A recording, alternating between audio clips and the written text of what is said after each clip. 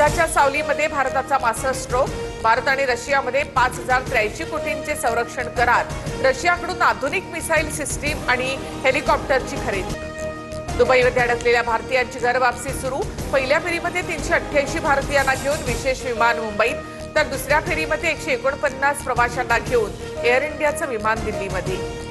दुबईमध्ये अडकलेल्या महाराष्ट्रामधील नागरिकांसाठी सरकारकडून स्टार एअरची 2 विशेष विमानं। उपमुख्यमंत्री शिंदे सर्व 164 प्रवाशांचा खर्च करणार।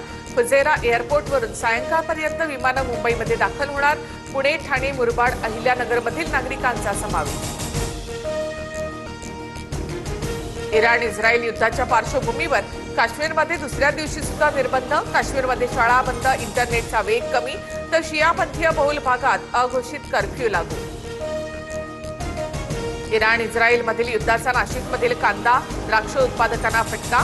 नवी मुंबईतील जेएनपीटी बंदरावर कांदा द्राक्षाचे 200 कंटेनर अडकले। निर्यात ठप्प झाल्यास बाजारभाव आणखी गडगडण्याची शक्यता।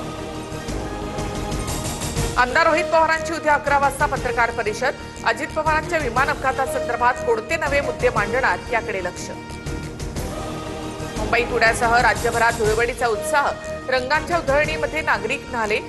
डीजेच्या तालावर तरुणाई थिरकली। ठिकठिकाणी आयोजित रंगोत्सवामुळे वातावरणामध्ये चैतन्य, तर कोकणामध्ये पारंपरिक पद्धतीने सण साजरा। जळगावमध्ये अग्निशमन दलाकडून नियमांची धुळवड। खान्देश सेंट्रलच्या खासगी कार्यक्रमात पालिकेच्या अग्निशमन बंबाचा अधिकृतपणे वापर, तर सर्व स्तरातून टीकेची झोड।